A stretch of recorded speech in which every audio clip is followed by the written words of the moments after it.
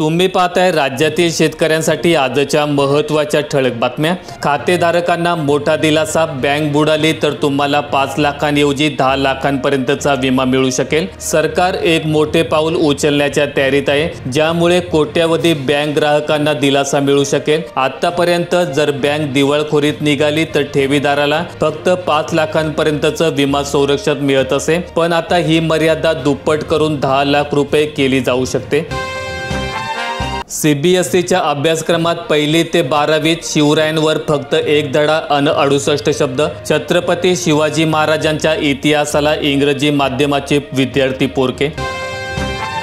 हिंगोली जिल्ह्यात 10% पीक कर्जाचे वाटप। टाळाटाळ करणाऱ्या बँकांवर कारवाई। जिल्हाधिकाऱ्यांचा इशारा। जिल्ह्यात खरीप हंगाम तोंडावर आला असताना केवळ 10% पीक कर्ज वाटप कसे झाले, असा सवाल करत पीक कर्ज वाटप करण्यास टाळाटाळ करणाऱ्या बँकांवर कारवाई करणार असा इशारा जिल्हाधिकारी राहुल गुप्ता यांनी बँक अधिकाऱ्यांच्या बैठकीत दिला।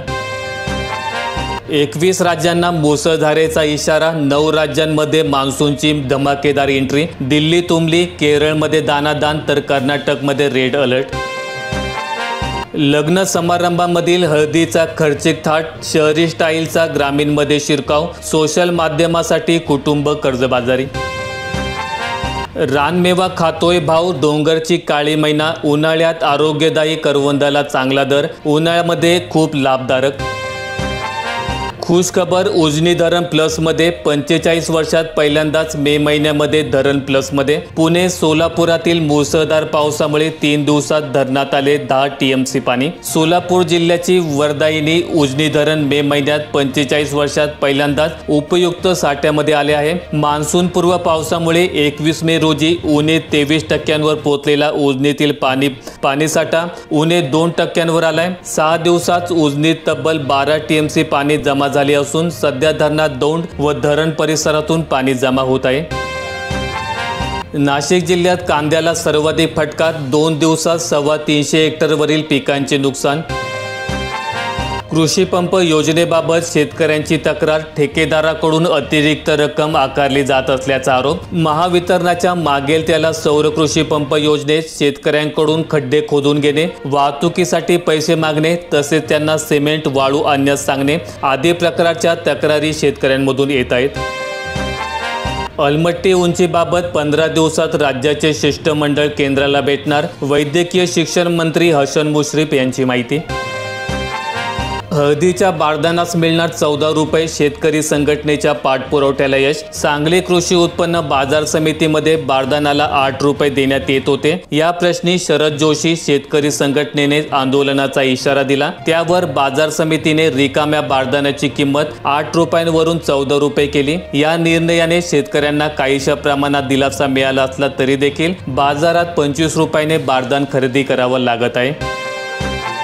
सर्व फळांच्या आवरण पिशव्याला अनुदान देऊ। कृषी मंत्री कोकाटेंचे आश्वासन। अरणमध्ये 2 ते 3 किलोच्या आंब्यांची पाहणी केली। विविध फळ पिकांवरील फळांना आवरण म्हणून शेतकरी पिशव्यांचे कव्हर घालतात। यामुळे फळं चांगली राहतात, त्यावर रोग पडत नाही। या पिशव्यांसाठी भविष्यात अनुदान देऊ असे आश्वासन कृषी मंत्री माणिकराव कोकाटेंनी यावेळी दिले।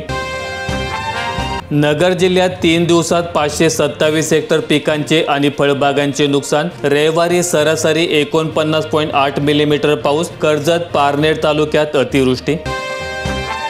1 रुपयात पीक विमा का बंद केला, कारण समोर आले। शेतकऱ्यांना आता भरावा लागणार सोयाबीनसाठी प्रति हेक्टरी 1000 तर कांद्यासाठी 4500 रुपये आणि कापसासाठी 2500 हिस्सा। राज्य सरकारने 1 रुपयात पीक विमा ही योजना 2 वर्षातच गुंडाळली। त्यामुळे शेतकऱ्यांना खरीपात पीक विमा भरण्यासाठी सोयाबीनसाठी 2% प्रति हेक्टरी 1000 रुपये तर कांद्यासाठी 5% 4500 तर कापसाला प्रति हेक्टरी 2500 रुपये प्रीमियम भरावा लागेल असं कृषी विभागाने स्पष्ट केले आहे।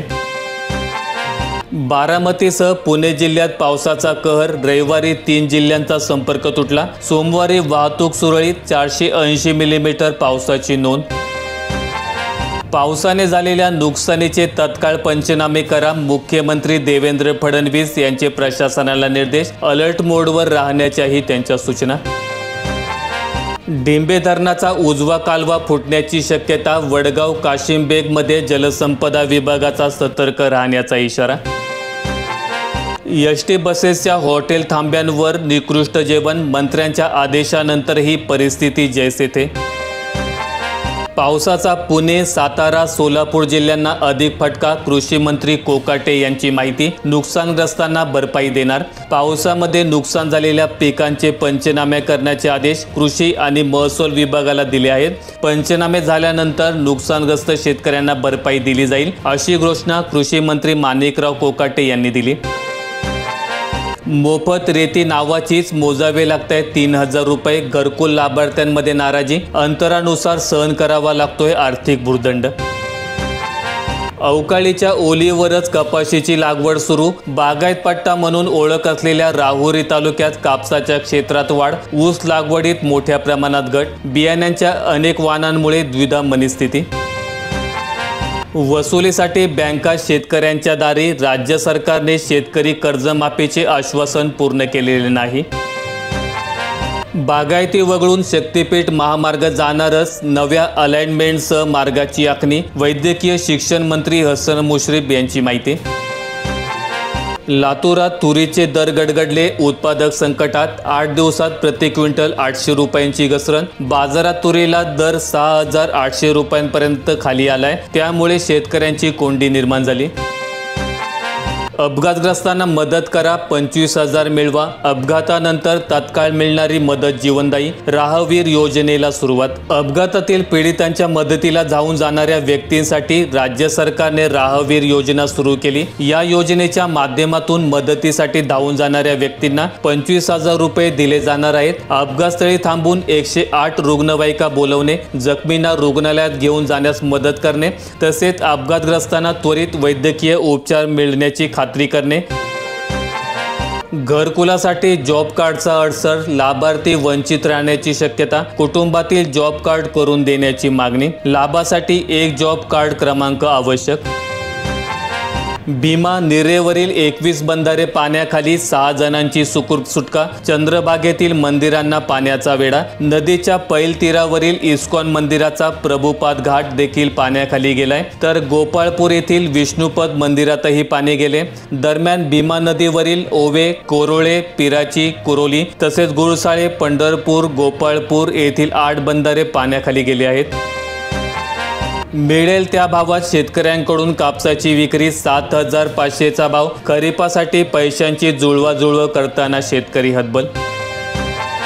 पुणे जिल्ह्यातील 21 मंडळात अतिवृष्टी, 65 मिलीमीटरपेक्षा जास्त पाऊस, जिल्ह्यात आतापर्यंत 222.8 मिलीमीटर पावसाची नोंद झाली. 10वी आणि 12वीत कमी गुण किंवा नापास झाला तर चिंता कशाला, 10वीत 2 विषय राहिलेल्यांना एटीकेटी, श्रेणी सुधार योजनेचाही लाभ. पडीक जमिनीवर औषधी वृक्षांची लागवड करा अन मालामाल व्हा, कृषी विभागाची योजना, कमी क्षेत्रात अधिक उत्पादन घेण्याची शेतकऱ्यांना संधी. महात्मा गांधी राष्ट्रीय ग्रामीण रोजगार हमी योजनेअंतर्गत शेत, बांध अथवा पडीक जमिनीवर औषधी वृक्ष व फुलपीक लागवड कार्यक्रम राबवण्यात येते आहे. या योजनेच्या अटी, शर्ती व अनुदानाचे स्वरूप शेतकऱ्यांना माहिती असणे गरजेचे आहे. 30% अनुदान योजनेतून सुमारे 47 प्रकारच्या औषधी वनस्पती घेता येतात, तर 50% अनुदान योजनेतून 17 प्रकारच्या औषधीय वनस्पतीचं पीक घेता येतं. गोंदिया जिल्ह्यात 650 घरकुल लाभार्थ्यांना 1300 ब्रास रेतीचे वितरण, शासन निर्णयाची प्रभावी अंमलबजावणी, विनोद अग्रवाल यांची माहिती. वर्धा जिल्ह्यात 96 गावांना पुराचा धोका, यंत्रणा अलर्ट मोडवर, आपत्ती निवारणासाठी अतिसंवेदनशील गावांची अक्षांश व रेखांश नोंदणी. आता दिवसातून 3दा हजेरी, पोरगा शाळेत नसेल तर पालकांना SMS येणार, CCTV कॅमेरे आवश्यक, विद्यार्थ्यांच्या सुरक्षेसाठी शिक्षण विभागाने घेतलाय महत्त्वाचा निर्णय. आजारी पडलेल्याची रोगप्रतिकारक शक्ती डेंग्यूच्या विषाणूंना मदत करू लागली तर 4 महिन्यात 36 डेंग्यूचे रुग्ण, पावसाळ्यात संभाव्य धोका अधिक, काळजी घेण्याचे आवाहन. मुंबई APMC मध्ये 3 दिवसांपासून भाजीपाला पडून मुसळधार पावसाचा फटका, शेतकरी आणि व्यापारी अडचणीत। राज्यभरात सुरू असलेल्या मुसळधार पावसामुळे शेतकरी आणि व्यापाऱ्यांना मोठा फटका बसलाय। यामुळे वाशीमधील भाजीपाला मार्केटमध्ये मालाची आवक कमी झाली। सतत कमी TDSचे पाणी पिल्यास हाडे, ठिसूळ आणि सांध्यांचाही आजार होतोय। पिण्यासाठीचे पाणी तपासले का? काळजी घ्या, आजार टाळा। जास्त TDSचे पाणी मानवी आरोग्यासाठी हानिकारक। जागतिक आरोग्य संघटनेच्या नियमानुसार पिण्याच्या पाण्यात 100 मिलीग्राम लिटरपेक्षा जास्त TDS असणे आवश्यक आहे आणि 300 मिलीग्राम लिटरपेक्षा जास्त TDS हानिकारक असे मानले जाते। बीड जिल्ह्यात 4 माणसं मेली, 63 जनावरं दगावली, शेतीचेही मोठ्या प्रमाणात नुकसान। मंत्री, खासदार, आमदार आहेत तरी कुठे? शेतकऱ्यांच्या मदतीला वाली कोणी येईना। नुकसान भरपाई सोडा, पाणीसाठीही कोणी जाईना। प्रशासनाकडून पंचनामे करून मदत देण्याची मागणी। भूमी अभिलेखचा संप लांबल्यास मोजणीला दिवाळीनंतरच मुहूर्त। अहर्ता इंजिनिअरची वेतन लिपिकाचे नको। आंदोलनकर्त्यांच्या मागण्यांची शासन दखल घेईना।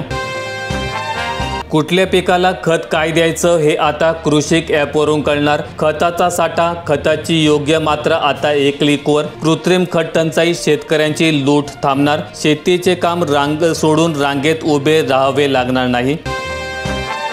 खरीपाच्या तोंडावर, कृषी सहाय्यक संपावर, नियोजनाचे वाजले 3:13। शेतकरी कसा साधणार पेरा? मागण्या मान्य होईपर्यंत कृषी सहाय्यक कर्मचारी आंदोलनावर ठाम। कृषी सेवा केंद्रामधील भावफलक गेले कुठे? माहितीदर्शक फलकांचा अभाव। लिंकिंग पद्धतीबाबतही सूचना फलक नाही। पाकिस्तानने चीनकडून खरेदी केले 30 किलर ड्रोन्स आणि लॉन्चर्स। POK मध्ये ड्रोन तैनात करण्याची तयारी।